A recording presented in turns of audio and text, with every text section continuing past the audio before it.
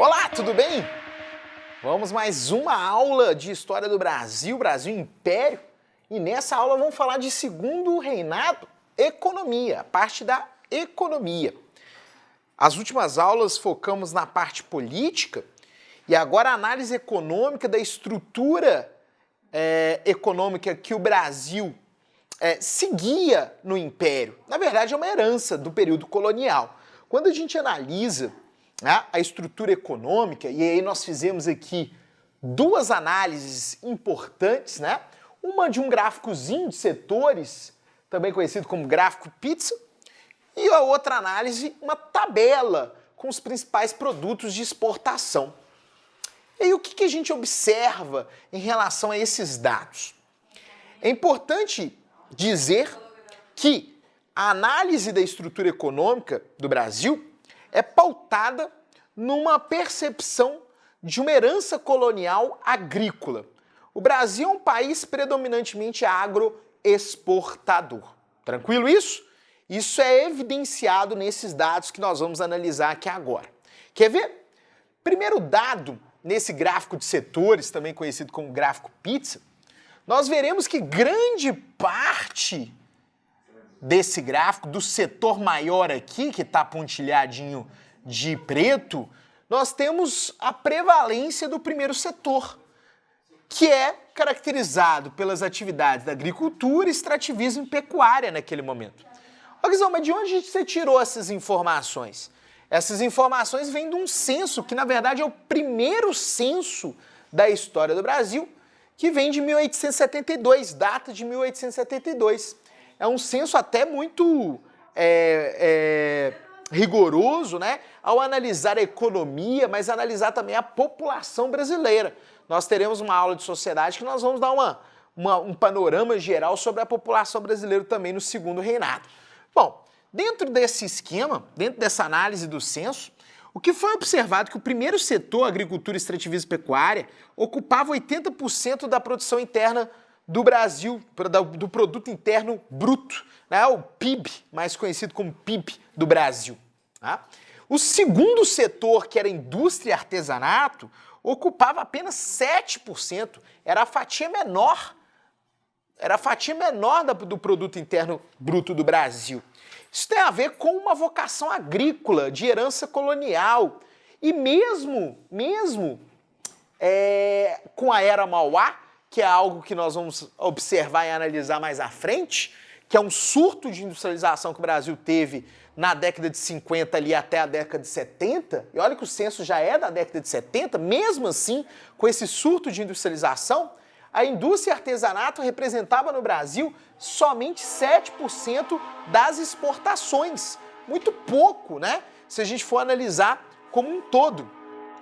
Já o terceiro setor, os serviços, o terceiro setor é interessante, porque ele associa muito ao espaço urbano, né? O setor de serviço está muito presente no espaço urbano. E aí, como o setor de serviço também é baixo, tem um percentual muito baixo, né? 13% apenas do produto interno bruto do Brasil, a gente tira como conclusão que grande parte da população está no espaço rural, está vivendo no espaço rural, vive no espaço rural, né? Mostrando que esse espaço rural, ele complementa a informação do primeiro setor ser grande parte da produção e da exportação do Brasil naquele momento, tá? É lógico que essa inversão populacional vai ocorrer no século XX muito por causa do crescimento industrial no Brasil. Nós veremos isso no século XX, na geografia, na história, vocês terão aula sobre, né, que é imaginar que como que ocorre essa inversão populacional das pessoas saindo do campo e migrando para a cidade, como que isso ocorre, esse êxodo rural, durante o século XX? Né? Grande parte disso tem a ver com o processo de industrialização, tá? Que nesse momento nós temos uma indústria e artesanato que representa muito pouco do PIB do Brasil, beleza? Olha que esse gráfico, ele tem como complemento essa tabela, e essa tabela ela é legal para a gente identificar os 8 produtos principais sobre o valor total da exportação do Brasil. Então veja bem, o Brasil, pensando na exportação de mercadorias, nós temos aqui 8 produtos e todos eles são do primeiro setor. Tranquilo? Todos eles ou representam aí agricultura ou extrativismo ou pecuária. Então veja como que eles representam, eles são significativos no valor total da exportação. Se a gente somar os 8 produtos e a porcentagem que eles representam no valor total da exportação, olha só, de 1821 a 1830, primeiro reinado, esses 8 produtos representavam 85,8% das exportações brasileiras. Somente esses 8 produtos. 31 a 40, 89,8%. 41 a 50, 88,2%. E aqui a gente já está falando de segundo reinado. 51 a 60, 90,9%. 1861 a 1870, 90,3%. Quer dizer que esses 8 produtos representavam 90,3% da exportação brasileira.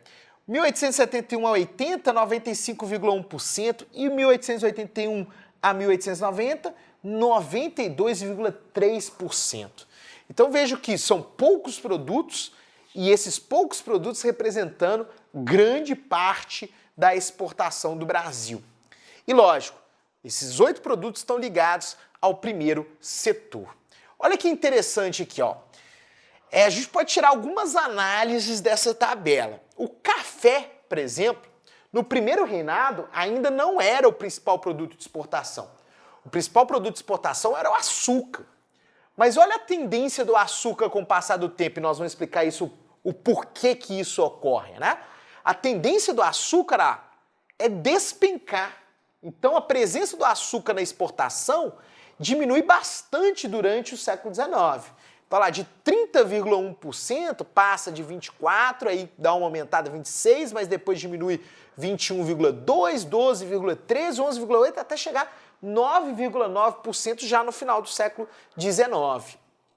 O cacau, ele já tem aqui uma presença pequena, mas é importante, né? É um produto importante de exportação, variando aí de 0,5% a 1,2% na presença da exportação em relação a esses 8 produtos. Do valor total, na verdade, em relação ao valor total de exportação do Brasil, dos produtos que o Brasil exportava. Erva mate também variando baixo, ali no índice baixo, de 0,5 a 1,6. O fumo, ele dá uma caída aqui, ó, 2,5, 1,9, 1,8, muito por causa da aproximação do fim do tráfico negreiro, mas depois ele aumenta novamente por causa do tráfico interno, que era utilizado o fumo como troca de escravos também. O algodão, ele dá uma diminuída aqui no início do século XIX, mas depois no meio, ó, entre 1861 e 70, ele dá um boom aqui, ele multiplica, né, triplica a sua participação no valor total de exportações. Vamos justificar daqui a pouquinho por quê, porque depois ele cai de novo. Então a gente tem que entender o que aconteceu com esse boom da exportação de algodão nesse período aqui de 61 a 70. A borracha ela vai crescendo com o tempo, o extrativismo vegetal da borracha, principalmente já no final do século XIX, que vem o advento da indústria automobilística, veremos isso com o tempo na nossa aula. E couro e peles também há uma diminuição e tem um motivo para entendermos essa diminuição do couro e peles também no século XIX. Agora atente-se ao café, que vai ser o grande produto. Então se a gente pegar aqui, ó, quando que começa o segundo reinado? Aqui, ó, 1841. Então se você analisar de 1841 até o final do segundo reinado, que é 1889, o café teve um crescimento enorme. E no final ele representava 61,5% no final do Império, 61,5% do valor total das exportações do Brasil. Isso é muita coisa, tá? Isso é muita coisa, representando, então, a força do café no segundo reinado. Então, vamos analisar cada um desses produtos. Vamos começar com o algodão. O algodão ele teve presença principalmente no estado, na província do Maranhão, tá? No nordeste do Brasil. E o algodão brasileiro era um algodão mais grosseiro, mais rústico, tá? Comparado ao grande algodão, ou principal algodão do mundo, que era matéria-prima para as indústrias inglesas, porque a Inglaterra pegava muito esse algodão de onde? Dos Estados Unidos. O algodão de boa qualidade, a plantação algodoeira de boa qualidade era dos Estados Unidos. A Inglaterra preferia e importou muita matéria-prima, muito algodão dos Estados Unidos para desenvolver a sua indústria têxtil, tá ok? Bom, no Brasil, portanto, esse algodão, ele inicialmente é voltado muito para o mercado interno de vestimentas de escravos, principalmente, né? Mas ocorria também a produção de redes, tapetes, que eram confeccionados a partir dessa matéria-prima do algodão. Então, principalmente no Maranhão, mas lembrando, a demanda de exportação era para a indústria têxtil inglesa. Então, veja bem, a Inglaterra, ela importava algodão do Brasil, sim. Não em grande quantidade como ela importava dos Estados Unidos, ok? Pela diferença da qualidade entre as duas produções de algodão que nós temos entre Estados Unidos e Brasil. Agora, é interessante, e é isso que pode cair na prova e seria uma questão difícil, percebermos que há um aumento em alguns momentos na exportação de algodão do Brasil para o mundo, principalmente para a Inglaterra. E esses momentos têm a ver com a baixa da exportação nos Estados Unidos. Então, em alguns momentos da história dos Estados Unidos, houve uma diminuição da exportação de algodão. E esses momentos, eles são exemplificados por dois principais fatores, né? Na verdade, é um fator, mas dois principais momentos históricos, que é o fator guerra, e o fator guerra, em dois momentos, aparece muito forte nos Estados Unidos, que é a Guerra de Independência dos Estados Unidos, entre 1776 a 83, e a Guerra de Secessão, que é uma guerra entre Norte e Centro-Sul, Norte e Sul, né, Norte versus o Sul dos Estados Unidos, e essa guerra também resultou numa diminuição da exportação do algodão lá nos Estados Unidos, entre 1861 e 65, isso já no século XIX. Então veja bem, as guerras têm como consequência, ou têm como prática durante a guerra, uma diminuição da exportação de algodão, porque ninguém estava preocupado em exportar algodão, estava preocupado em vencer a guerra. Então isso, de certa forma, afeta a produção de algodão interna nos Estados Unidos. Então, com a diminuição dessa exportação de algodão dos Estados Unidos para a Inglaterra e para o mundo inteiro, abre ali uma possibilidade de outros países absorver nessa produção, né? E, na verdade, esses outros países, vão exportar mais algodão nesses contextos de guerra que ocorreram lá nos Estados Unidos. É o caso do Brasil. O Brasil vai aumentar a exportação de algodão durante esses dois períodos aqui. Basta ver a tabela. Olha lá, onde que está 1861 a 65? Está aqui, nesse decínio aqui que nós colocamos, ó, 1861 a 1870. Então você vai ver o que com o algodão aqui, ó. Olha lá o algodão, de 6,2% do que ele representava sobre o valor total das exportações, passa para 18,3% do valor total que ele representa para as exportações. Então ele triplicou a sua participação. E esse aumento tem a ver com a Guerra de Secessão ocorrida nos Estados Unidos. Tranquilo? Perfeita essa análise? Show demais!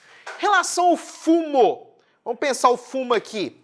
O fumo há um declínio, como nós falamos, ó, até 1850 por causa do fim do tráfico, tá? Do tráfico negreiro. Lembrando que o fumo era muito utilizado como forma de troca, né, por escravos. Só que depois ele ganha notoriedade, né? Ele cresce novamente porque o fumo era usado também como valor de troca interna, pelo tráfico interno de escravos. Então ele cresce novamente, lembrando que os escravos vão encarecer muito durante o pós-fim tráfico, né? Após o fim do tráfico negreiro, os escravos no Brasil, o tráfico interno, ele vai ficar cada vez mais oneroso, porque o escravo ele vai ficando cada vez mais escasso e isso, o preço de cada escravo vai subir muito. Então, por isso, o fumo também, há um aumento do fumo baseado nesse tráfico interno. Depois dá uma descida, porque aqui tem a ver com a abolição da escravatura, né? E aí, se você tem a abolição da escravatura, você não tem também tráfico mais interno. Nem tráfico interno você tem. Porque acabou a escravidão, teoricamente, em termos legais, a escravidão já tinha acabado aqui em 1889. Por isso aí já tem um decréscimo do fumo, portanto. Então o fumo é isso, tá? Sempre associar com a abolição do tráfico negreiro essa queda, e depois esse aumento tem a ver com o tráfico interno, tá? E a valorização do preço do escravo no tráfico interno. Pensando couros e peles, veja que couros e peles tem uma decaída muito grande durante o Império. E essa decaída, esse declínio do couros e peles no valor total das exportações tem a ver com a concorrência forte vindo dos países do Rio da Prata, principalmente Uruguai e Argentina. A Argentina e o Uruguai também produziam couros e peles para exportação. E como essa concorrência passa a ser forte durante o período todo do século XIX, há uma diminuição do percentual do valor total do couros e peles perante a exportação total do Brasil. Erva mate vai aparecer aqui, pouco significativo, mas vai aparecer como um dos 8 produtos principais de exportação. Erva mate era usado para bebidas, né? O chazinho de erva mate, e também era usado como planta medicinal, calmante. E é uma tradição indígena histórica, viu? Já se plantava erva mate aqui com os indígenas antes mesmo da colonização portuguesa. Então, é uma tradição indígena que foi apropriada durante o período colonial e se fez presente também durante o período imperial. E até hoje, né? Tem muitos aí, não sei se você gosta, mas tem muita gente que gosta de tomar um chazinho de erva mate. É uma tradição aqui no Brasil. Borracha. E a borracha? A borracha, nós vemos um indicativo de crescimento, principalmente no final do Império e início da República. E isso tem a ver com o uso da borracha como matéria-prima para a indústria automobilística, tá? A borracha, o extrativismo vegetal do látex, né? É a produção da borracha para fabricar pneus de carros, os primeiros automóveis, né, fabricados no mundo. E isso é legal, ver como que a borracha ela vai ter um crescimento. Na Primeira República, nós vamos estudar a economia também, a gente vai ver que a borracha cresce ainda mais, ela vai chegar a 15% do valor total dos produtos que foram exportados durante a Primeira República. Então, na Primeira República, 15% já é uma porcentagem significativa, né, perante aos demais produtos de exportação. Beleza? Vamos para o próximo quadro para a gente ver agora. Né, nós vamos trabalhar um pouco ali. Cacau a gente vai citar. Cacau a gente pode até citar aqui antes do próximo quadro. Vou escrever aqui no letra F sobre o cacau, para a gente ir para o próximo quadro, fazer um quadro legal só para trabalhar o café. Olha só que legal aqui. Pegar o laranjinha. F. Cacau. O que nós vamos colocar aqui? Ó? Cacau, a principal região produtora de cacau era, e é ainda hoje, né? O Recôncavo Baiano, lá na Bahia. Uma região que tem aquela viradinha lá na Bahia, perto de Salvador. E aí uma coisa interessante, vou colocar aqui de preto, que o cacau, Recôncavo Baiano, ele era utilizado na exportação para a produção de chocolate, principalmente, né? Mas havia o consumo também do cacau puro, né? E é muito amargo, né? A galera que já consumiu cacau puro aí, é muito amargo esse consumo do cacau puro. Então, o Recôncavo Baiano representava aí a principal região de exportação de cacau. Aqui, o cacau, o fumo também a gente pode colocar como característica, e o açúcar e o café, que nós vamos citar também daqui a pouquinho, tiveram grande presença da mão de obra escrava. Aliás, não só da mão de obra escrava, mas de uma estrutura de produção que nós denominamos de plantation. O que é esse plantation? É baseado em 4 características. Você pode colocar isso aqui para o fumo também, ó. Vou colocar isso aqui para o fumo. Vamos colocar isso também para o açúcar daqui a pouquinho e para o café. O que é o plantation? É baseado naquelas 4 características. Latifúndio, que é a grande propriedade. Monocultura, que é o cultivo de um gênero agrícola nessa grande propriedade. Mão de obra escrava, lembrando que a escravidão foi até o final praticamente do Império. A escravidão só vai acabar aqui em 1888, então ela envolve como característica produtiva nessas principais atividades, principalmente café, açúcar, cacau, fumo e algodão em partes. Foi usado muito a mão de obra escrava. Erva mate, muito trabalho indígena. Couro e peles, muito trabalho livre. Borracha, nós veremos muito trabalho livre, imigrante também no extrativismo da borracha. Bom, então plantation, ele vai ser uma grande característica aqui nas zonas produtivas do cacau. Lembrando que são 4 características que nós falamos, né? Latifúndio, monocultura, mão de obra escrava e voltada para o mercado externo, que é o que a gente está analisando, né? A exportação dessas mercadorias aqui. Então essas produções também eram voltadas para o mercado externo, ok? No quadro nós vamos falar sobre açúcar e falar sobre o café, que é um dos principais produtos, ou principal produto no segundo reinado. Até o próximo quadro. Nesse segundo quadro, na verdade, é só uma continuaçãozinha aqui de mais um produto, tá? Porque o café nós teríamos uma aula específica para analisar o café, porque vale a pena a gente tirar uma aula do nosso curso para analisar o café, a produção cafeeira no segundo reinado, beleza? Então, para terminar essa primeira aula de economia, vamos analisar o açúcar. E aí, a pergunta que a gente tem que se fazer é: por que há essa queda do açúcar durante o século XIX?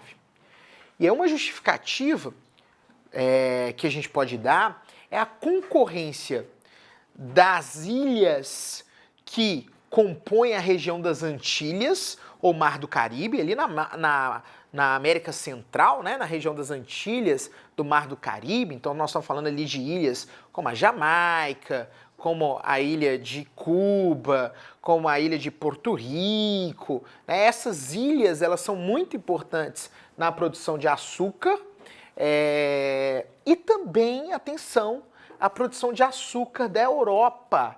E aqui tem uma questão curiosa, que aqui na América, a produção que vinha das Antilhas é baseada na plantação da cana. Então a produção de açúcar é pautada na plantação de cana, nas Antilhas. Na Europa, o açúcar produzido era a partir da plantação de beterraba. Olha que doido! A partir da beterraba era produzido açúcar na Europa. Então a concorrência das Antilhas na plantação de cana e produção de açúcar e a concorrência na Europa com a plantação de beterraba e a produção de açúcar levaram a essa queda do açúcar, da exportação de açúcar no Brasil. Lembrando que essa queda da exportação de açúcar do Brasil para o mundo já ocorria desde meados do século XVII. Né? Desde quando ocorreu a expulsão dos holandeses, o Brasil passa por dificuldades de exportação a partir do momento que concorre com outros países da Europa que exploram colônias na América ou até mesmo no século XIX, que plantam beterraba e produzem açúcar no próprio continente europeu. E isso leva a essa mudança aqui, ó, que é essa segunda setinha que nós colocamos, que é a mudança principal do parceiro comercial. Se antes, até o século XIX, o principal importador do açúcar do Brasil era a Inglaterra, como a Inglaterra fica no continente europeu, a Inglaterra diminui drasticamente a importação do açúcar do Brasil.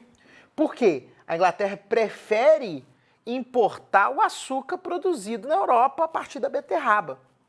Então a Inglaterra deixa de ser o principal parceiro comercial do Brasil, e quem passa a ser o principal parceiro comercial e importador do açúcar do Brasil? Os Estados Unidos.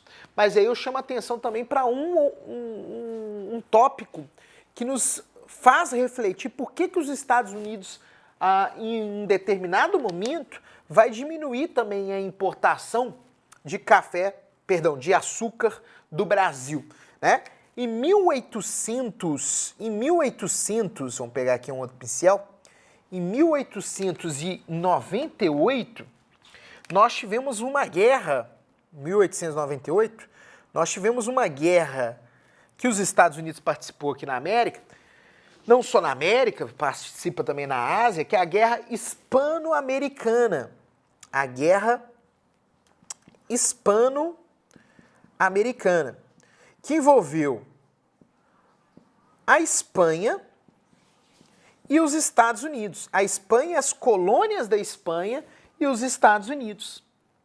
Moral da história, quando os Estados Unidos vencem a guerra contra a Espanha, os Estados Unidos levam territórios que antes eram espanhóis. Como, por exemplo, aqui na América, Cuba, Porto Rico e Havaí. E esses três territórios que antes eram da Espanha passam a ser protetorados, parceiros econômicos, né, de grande influência econômica, de grande intervenção econômica dos Estados Unidos. E essas três ilhas, o Havaí, o Porto Rico e Cuba, o que nessas três ilhas tinham de principal produção? Tinha como principal produto o açúcar, plantação de cana e produção de açúcar. Então, os Estados Unidos, dominando essas ilhas e dominando as zonas produtivas de açúcar, de cana e produção de açúcar nessas ilhas, vai diminuir também a necessidade do açúcar do Brasil, levando a uma maior queda dessa exportação de açúcar do Brasil. O que vai gerar relação com o espaço, né? Porque a plantação de cana e produção de açúcar estava associada muito a qual região do Brasil? Nordeste. E com o impacto dessa diminuição da exportação de açúcar para o mundo, esse declínio econômico vai afetar principalmente a região do Nordeste. Em compensação, qual é a região que está em ascensão econômica? O Sudeste, conectado à produção cafeeira, que é a nossa próxima aula. Tudo bem? Grande abraço, tamo junto, vamos que vamos, continue estudando com a gente. Próxima aula vamos trabalhar a economia cafeeira. Grande abraço, tamo junto.